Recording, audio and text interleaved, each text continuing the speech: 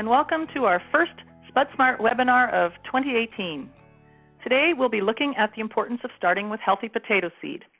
My name is Janet Canters, and I'm the editor of Spud Smart magazine and spudsmart.com. Today I'll be serving as your moderator. First, I'd like to thank our sponsors today, McCain Foods and BASF, for their support. I'd also like to note a few housekeeping items. This webinar is being recorded, and it will be made available on spudsmart.com following the event.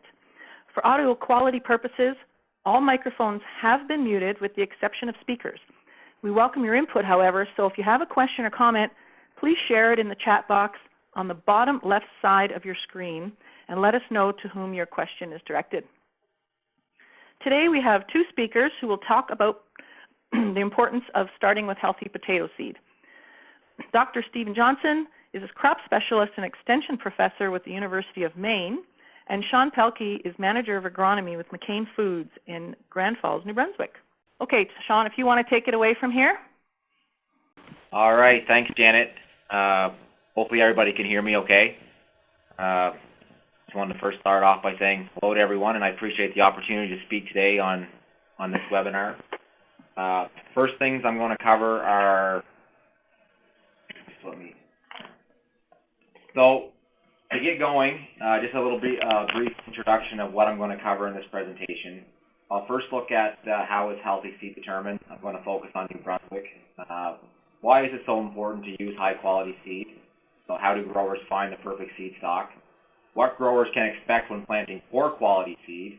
And then I'm going to get into the concept of using whole seed and look at opportunities, advantages, the challenges with whole seed, and then I will talk about some of our trial results here in New Brunswick and Maine. So, in New Brunswick, how is healthy seed determined? So, seed can be multiplied for 7 field generations. That does not include the greenhouse, so I'm only talking field generation. So, CFIA conducts 2 visual inspections during the growing season. Normally one when the plants are 10 to 15 inches high, and then one later on in the season before top kill.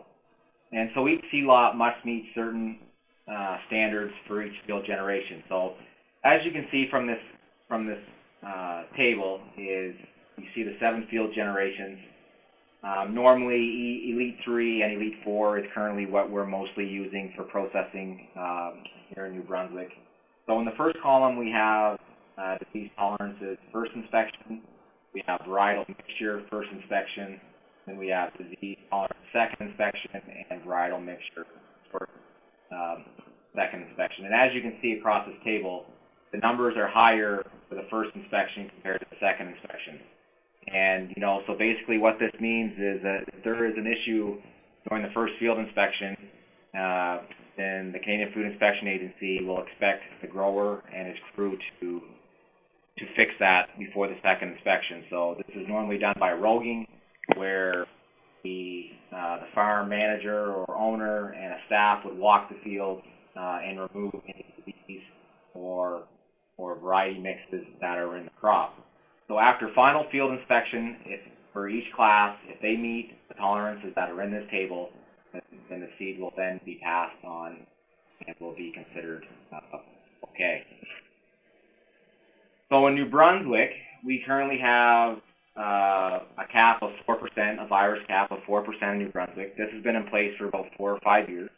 Cap is not always at 4%. This is determined on a yearly basis, depending on seed supply and virus results from all the seed lots that have been tested. Samples are collected at harvest and must be supervised. Seed lots must be post-harvest tested at an accredited lab, so they cannot just go anywhere. They have to go to a lab that has been accredited. In New Brunswick, we have the Agriculture Certification Services, which is ran by Mr. Singh. And no seed can be replanted if the post-harvest comes back at 4%, greater than 4%. But there is a chance if the seed lot is within 3%, so plus minus 7%, then the seed lot can be retested. If it's above 7%, then the seed cannot be retested. So if your seed lot does come in above 4%, there is a chance, less than 7, it can be retested, but if not, then that's it. There's no chance that the seed can be replanted in New Brunswick. So the importance of using high quality seed. So using the best quality seed available is the foundation of growing a high quality top yielding crop. This to me is a very important statement, and Steve would probably say that the seed is the cornerstone of the potato production, and I totally agree. You know, it will ensure a healthy plant stand, plant health, and yield potential is maximized, which is the key word there, is maximized. Because no management practice can compensate for planting seed that is high on virus, bacterial, and fungal diseases. So how do growers find the perfect seed stock? This is also very important, and I often think it's often overlooked. Growers need to be very proactive. You know, as soon as you know what you need for class or volume of seed, it's very important to start looking for that class and volume. Start making phone calls, look around for the seed. You know, frequent communication with the seed supplier is a must. Again, I don't think that a lot of processing growers or table growers they get their seed in the spring, and besides that, they don't ask any questions. Another key point. You know, and you know, I think it's also very important to visit the growers during the growing season. You know, visit at harvest. You know, visit at storage. Make sure you're 100% confident in the seed supply that you're going to be receiving. So, what can growers expect when planting poor quality seed? Here's just a picture here in New Brunswick where you can see where there's definitely an issue with emergence of seed pieces. So you can basically expect for plant stand emergence. You know, you're going to have high variation in plant emergence. It's not going to be very uniform. You're going to decrease your desired stem numbers, which I will talk about a little bit later in this presentation. You're going to have seed piece decay, and if virus levels are high, will also limit yield potential. These are all things that we're trying to avoid, and why we want to be proactive to make sure that we avoid these issues each year. So now I want to get into the concept of using whole seed. This is something McCain is looking at very closely. Whole seed has been widely used in other potato growing regions throughout the world for many years. Not so common here in North America, although it's starting to gain a little bit of traction. So whole seed is gaining more recognition. So the growers are looking to avoid seed cutting costs, minimize disease incidence, and of course increase yield. So what are the possible advantages of using whole seed? Well, these are just a few, but I think they're some of the more important ones. We have less handling by the end user. There's reduced cost of seed cutting. You know, operations will say it's between $2 and $3 a hundredweight to cut the seed. You reduce seed waste, again, depending on seed lots and mother tuber size and plant cutter accuracy, looking at 2 to 5% waste. We have increased planter accuracy when we're using whole seed. We do planter evaluations, and you know, the desired space plus minus 3 inches, always for whole seed. You have more seed pieces in that desired range of plus minus 3 inches compared to cut seed. So what we don't exactly know why that is, but one thought is that when the seed hits the ground, if it's whole seed, it moves similarly each time the seed hits. So it's more uniform movement once the seed hits the ground compared to cut seed, which has many different surfaces. Depending on how it lands, it could bounce forward, it could bounce back. So that's one of our thoughts. We also have reduced odds of seed infection by pathogens. Again, no cut surfaces. We can maybe even plant the seed earlier, depending on growing conditions. We achieve plant stands of more uniform size and stem numbers. So what we're seeing with the whole seed is more uniform emergence and more uniform growth throughout the year.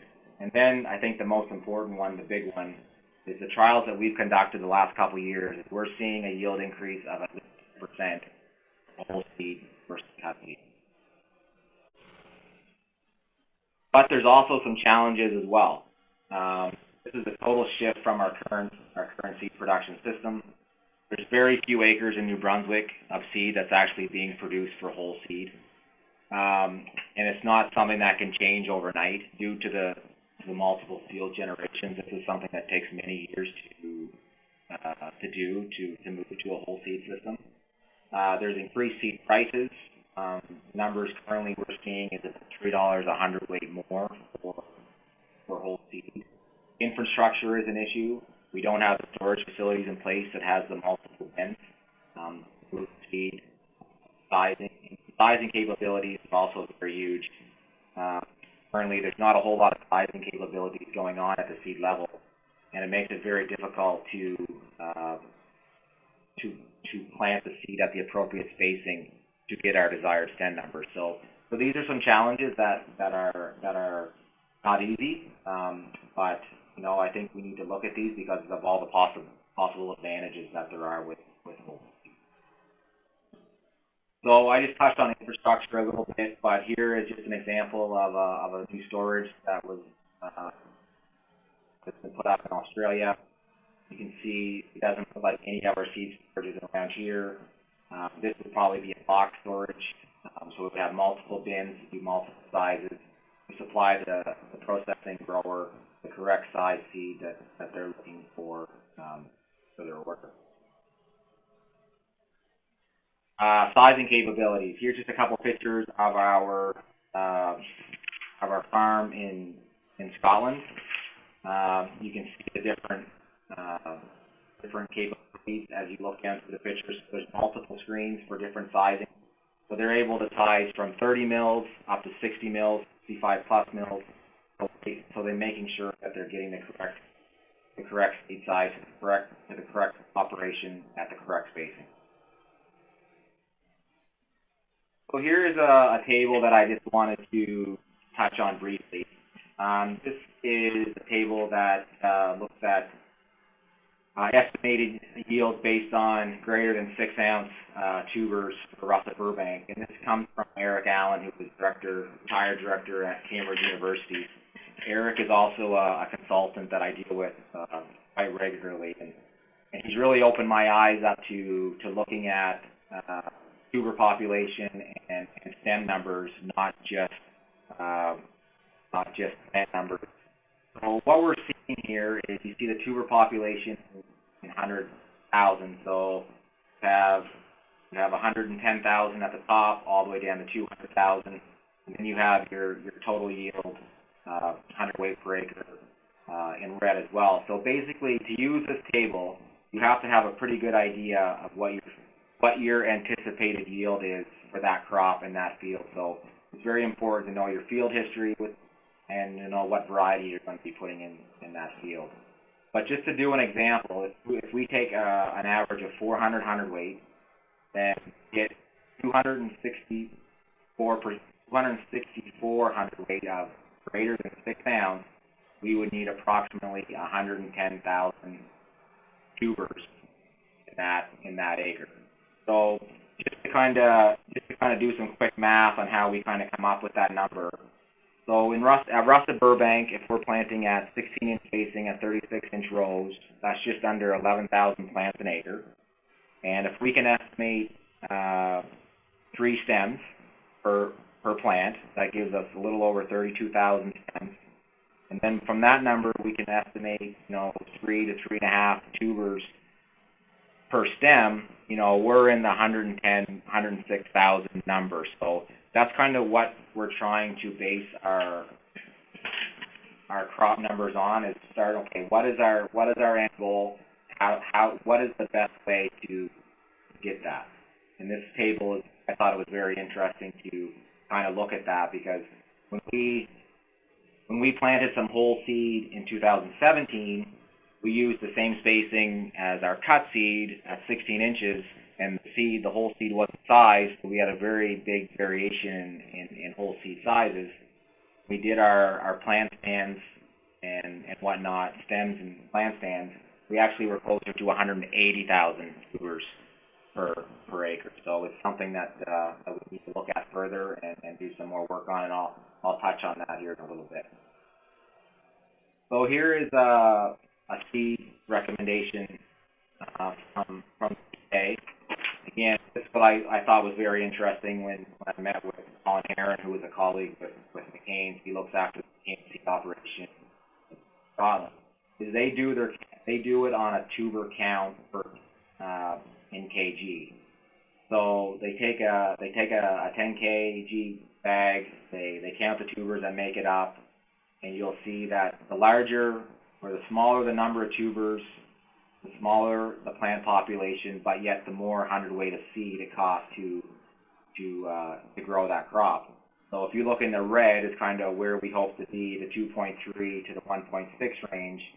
It shows us how many tubers should be in the 10 kg count, what our plant population should be, and then how much hundredweight we should, as well as the spacing as well. So this isn't exact for New Brunswick, but we think it's a good starting point compared to where we are currently.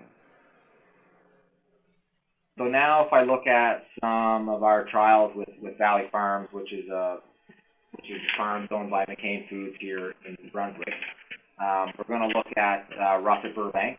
And there's a certain few things I want to look at. I want to look at tubers per plant, which, we're getting an increased tubers per plant, 2.4. We're getting more stems per plant, by 0.8. We're getting more total yield and more marketable yield, plus 34. We're also getting a higher crop value of plus a little over 200. But yet what we're not doing, or what we haven't done yet, is we haven't maximized the 10 ounce. The 10 ounce for the whole seed is basically half of the cut seed. And again, that goes back to what I said earlier, is when we planted the whole seed at the same spacing as cut seed, we ended up with more tubers and more stems, which affected our tuber size, and we had way too many tubers per acre, as I mentioned, 180,000, when we should have been down around the 110,000 number. So these are things that we're learning as we're going. It's very positive to see the higher yields and the higher crop values and the more tubers per stem.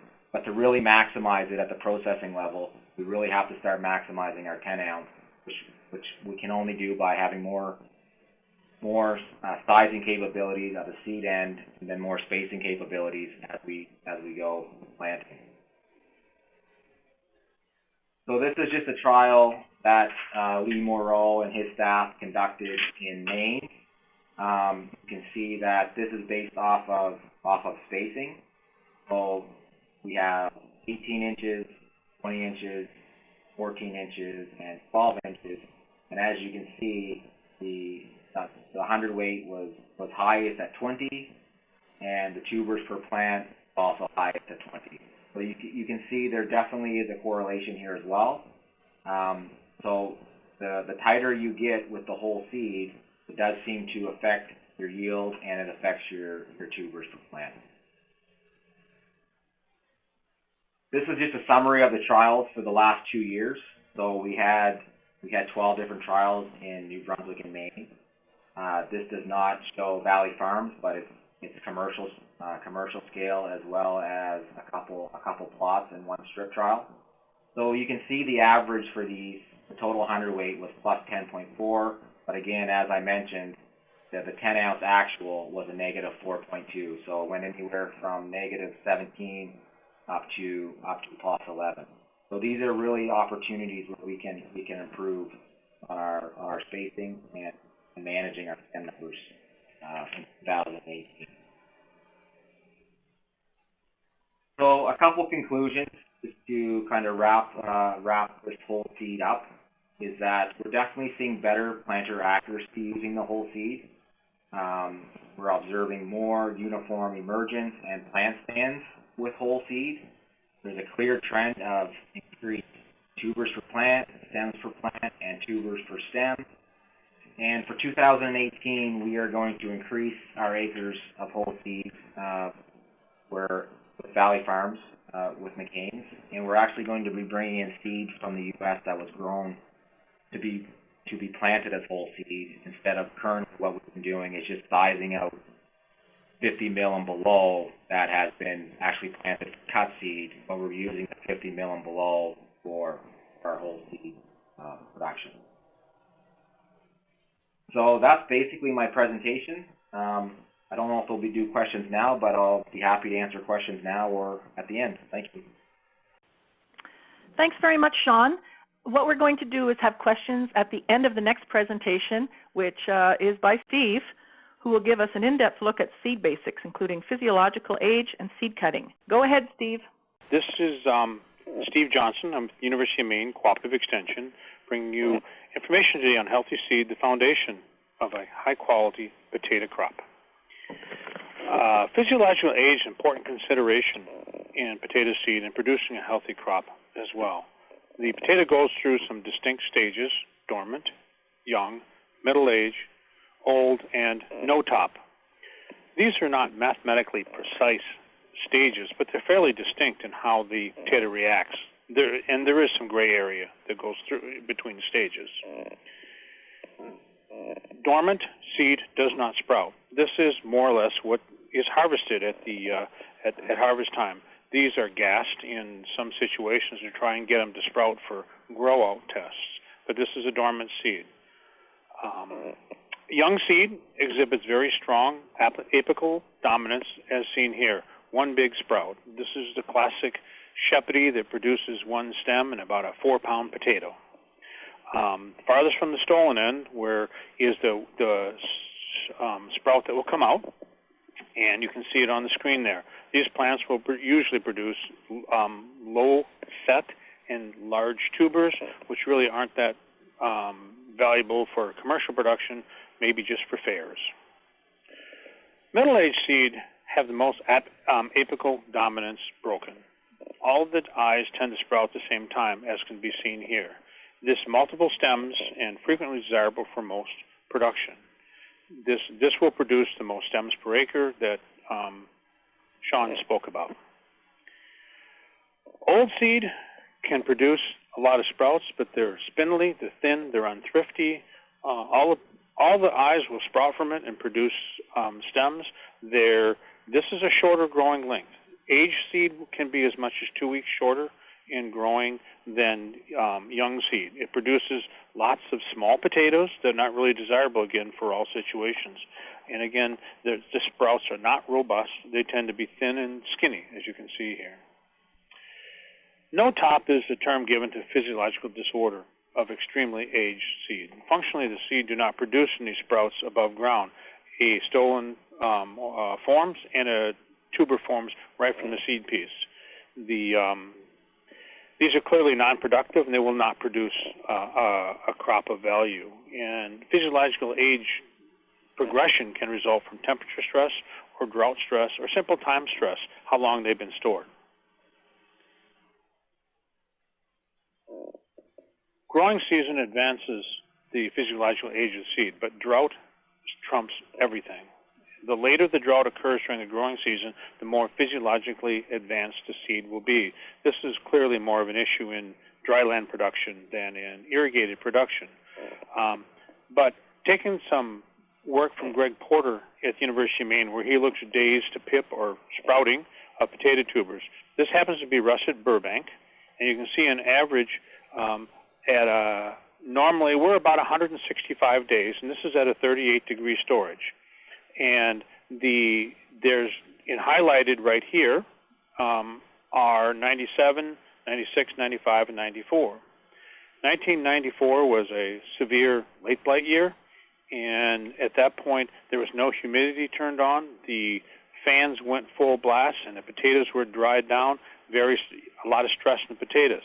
95 was the driest year on record that we've had, and at that point we couldn't even get them healing at storage, and so this was physiologically stress from water loss. 96 was another late blight year, and 97 was another extremely dry year, and that drought came very, very late in the season. But you can see that under the growing season stress, the tuber started sprouting in about 1/3 of the time, and at that point, the growing season stress, and certainly in our conditions in Maine, when we have dry conditions during late tuber fill, which would be August for us, we know we're going to have some stressed seed. The key points for physiological age are that any stress will advance the age of the potato. This includes pre-cutting, temperature fluctuation, or too much loss of water. Drought stress is shown to be the worst stress for advancing the age of the tubers, and additional stress will occur after vine burn-off and again during storage. So in some situations, you can have growing season stress, you can have storage season stress, you actually can have stress between vine kill and harvest.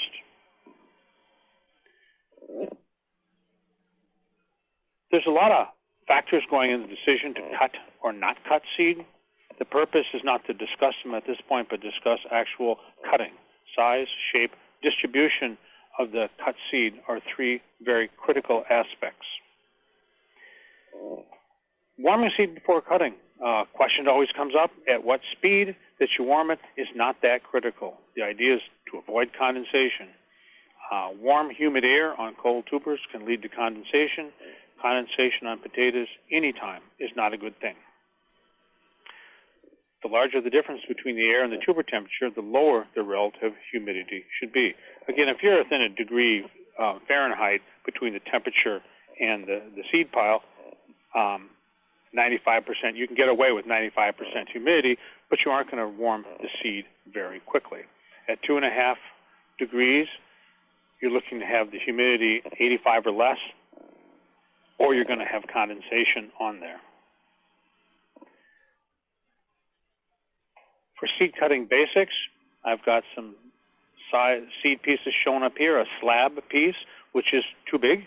It's going to fall off the pick planters and knock 2 or 3 more off. It's going to slide off the cut planters, and as it goes down, it's going to knock one off as well, too. The undersized seed piece is going to be an unthrifty seed piece, probably be a double. If it's not a double, you'd probably be better with no seed piece there than one that's too tiny. The slivers, if you're getting those, the sliver eliminator should be adjusted within the seed cutter. And blind seed piece, this is going to be a factor on some varieties more so than others, and certainly the seed size can come into play when you have a tuber that has a poor eye distribution. And again, rip seed piece is indication of a poorly adjusted or dull seed cutter. And again, I got a good seed piece because I've got to show something really nice. What I see here is not a good seed cutting operation. I've pointed out a slab.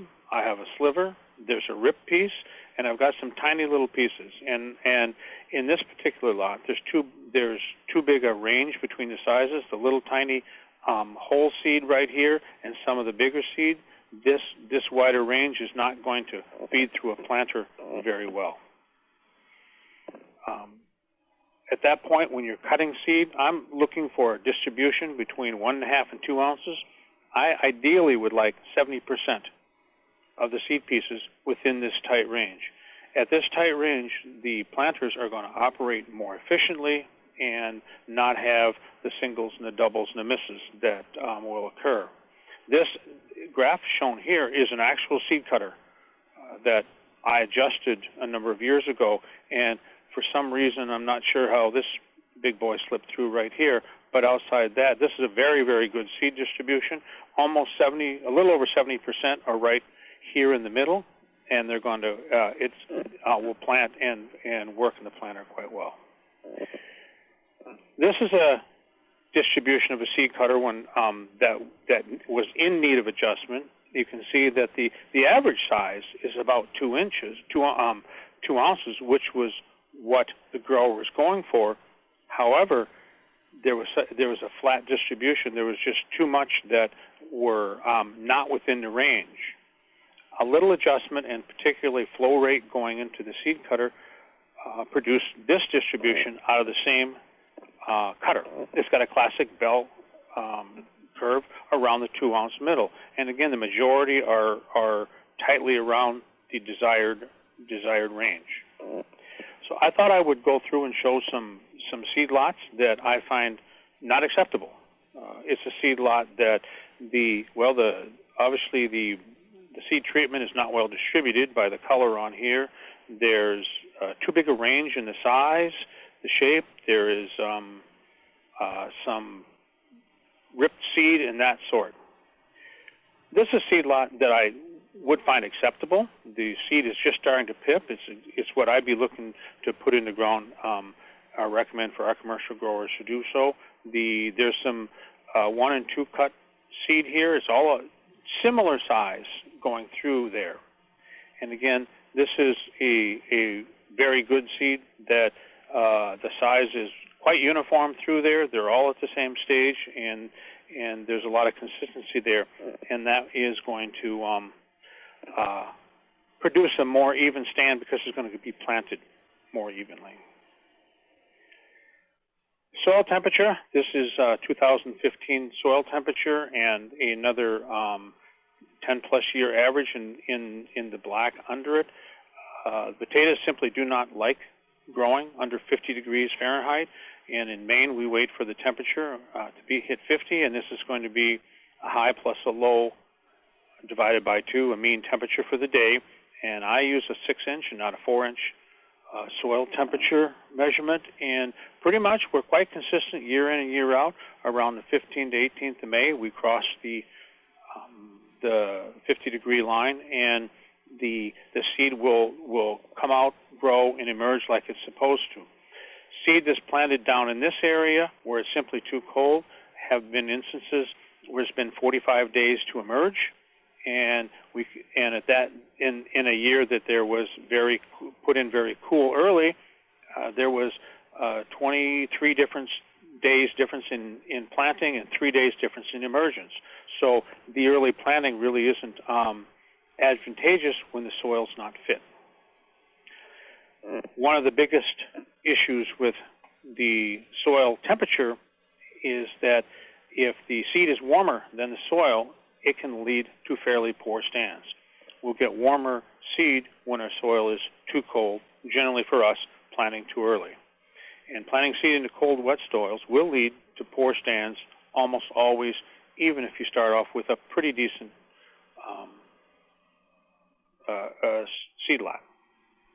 This is an example of seed that was put into cool, wet soil. The emergence is poor, seed rot.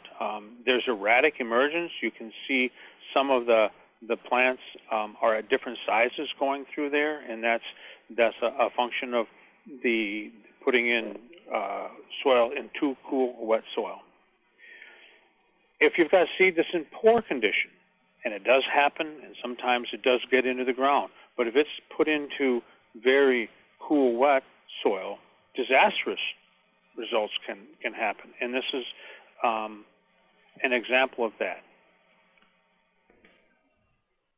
The grower thought better of the idea after planting this area here and went back and planted here and here a week later. And the foreground with the poor emergence is a week older than the green in the back. And again, this was a straight function of soil temperature at this point. This wasn't seed lot. So my key points are to warm the seed before cutting. As long as you don't get condensation before or after, the rate at which you warm it up is not that relevant. Adjust the seed cutter for a tight range of the cut seed. And planting seed into cold, wet soils can generally lead to poor stands. And it's not just in Maine, not just in the U.S., it happens virtually everywhere. And I tell you to love your seed, be nice to it. Great. Thank you very much. Steve, you gave some great tips on the importance of uniform seed size when cutting. How about, can you retell us how condensation and soil conditions can have an impact on the cut seed and in turn on the crop? Yeah, condensation is a no-no. Getting condensation on the cut seed is going to have an avenue for infection, bacterial or fungal, generally bacterial breakdown in soil. And if the soil is too cool, the potato will not heal or put a hide on itself. At that point, it's going to be open for infection. The temperature is extremely important. The soil can be too dry, as well, and where the seed can go in and it actually doesn't superrise because there's not enough moisture in the soil, and it can run into problems as well there too. And under those conditions, it sits there. It does not come out of the ground because there's not enough moisture. Okay, great. What about the physiological age? How can you predict and accurately measure seed's physiological age in a particular lot? Is there a way? Well, you pull them out and you sprout them on your kitchen table. Oh, and that's simple. That is accurate. Generally speaking, if you talk to where the seed was grown, the grower, about the growing conditions, it will give you a heads up. And again, if we run into a drought stress in my area, our seed will be noticeably more aged. And how it's handled and whether it's pre-cut and whether it should be desprouted are all, play off that. Yeah, okay. In your presentation, you also indicated drought was the worst stress factor for advancing the physiological age of potato seed. You mentioned a couple more. Can you tell us those again? Yes, temperature fluctuations. Our current storages are fantastic. We're looking at less than a degree top to bottom, side to side. There are some times when you can have some equipment failures or older storages that are hopefully getting out of business, but having a temperature fluctuation going up and down 3 to 5 to 7 degrees on a weekly basis or cyclical basis will stress the crop. Okay. Not enough moisture, too much water loss will stress the crop, and keeping them too warm, keeping them at 45 or 50. If you pull out seed from a processing storage, assuming you can sprout if it's gas, it is very, very aged and it produces very small tubers. Okay. Thanks, Steve. Shaun, I have a couple of questions for you. So what about nicking the whole seed to speed up sprouting? So when you talk about nicking, are you talking about green sprouting, or what exactly do you mean by nicking? That's a good question. It came from one of our listeners. Why don't you give us both the with whole seed, one thing we do notice is that it does sometimes emerge slower than the cut seed. And the cut seed, when you are cutting the seed, it will, it does, break dormancy and speed up the physiological age of the seed. And where you're not doing that with whole seed, at times it does seem to emerge slower. But we have not been doing anything to the whole seed at this stage we're basically trying to handle it the same as the cut seed as of today. Okay. One of the questions I asked earlier when you were not available was the use of whole seed is interesting. So what are some of the benefits of using whole seed versus cut seed? Well, I think the benefits mostly are it's the major one is we're seeing an increased yield by at least 10%, and that 10% is probably on the modest side from the trials that I've actually been involved with Valley Farms. We're seeing probably closer to 15, but we're saying 10 because that seems to be the average. We can reduce the waste. We're very happy with how we can improve our plant stand. So we're getting more tubers in that desired plus minus 3 inches when during planting. So that's giving us a more uniform stand. Plants are coming up, basically at the same time. We don't have the slivers or the weak seed pieces, the blind seed pieces, which are producing weak plants that are getting shaded by the more healthy plants. So that's obviously going to affect the uniformity of the crop in the end. So, those are kind of the big ones that we see at this stage. So that's why we're very interested in looking at this further and increasing our whole seed acreages in the future. Okay. Here's another question. When a grower is to purchase healthy seed, what are some of the things that a grower needs to be aware of when he's out choosing, who to buy from? It starts with the seed grower, obviously. What then? Yeah. So this is, again, I think I mentioned it, but this is so important and often overlooked. I believe seed producers need to have complete confidence that the seed that they're buying is from growers that have proven track records of producing high-quality seed potatoes, but also using proper management practices as well. I think that on the seed side of things, management practices has really changed over the last couple of years. There's a lot more, as far as disinfecting and those type of things. More spraying, insecticides are used more often. Oil sprays seem to be used a lot in our area. But buyers need to be able to visit the seed grower. I think that's very important, and not just once, but maybe look at the crop that they're going to be getting during the growing season. Visit it at harvest to see what is the size profile of that crop. It doesn't hurt again to visit during the storage to see how the crop is storing, to make sure there's no issues in storage, there's no unexpected surprises. Because by the time the seed, if they're not paying attention and they get seed delivered and it's not actually what they were hoping for, whether it be quality or size profile, then it's often too late to do anything at that point. So again, be proactive and ask lots of questions. Okay. I had a response from the fellow who asked about the nicking, and what he meant by that is making small cut to the seed piece to trigger wound healing. Do you have anything to add? No, we don't do any of that for our whole seed that we use. I don't know if that's a common practice. It's not a common practice in this area as far as nicking the seed. So I don't have a whole lot of experience with that.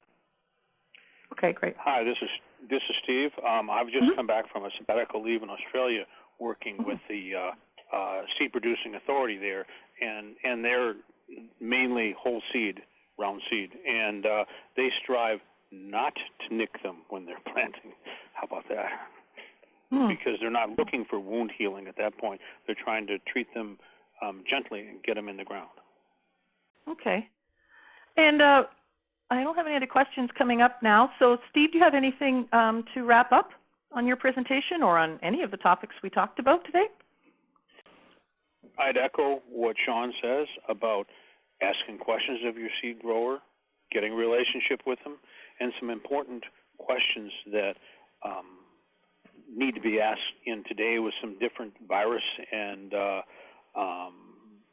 disease issues are: when were they planted and when were they vine killed?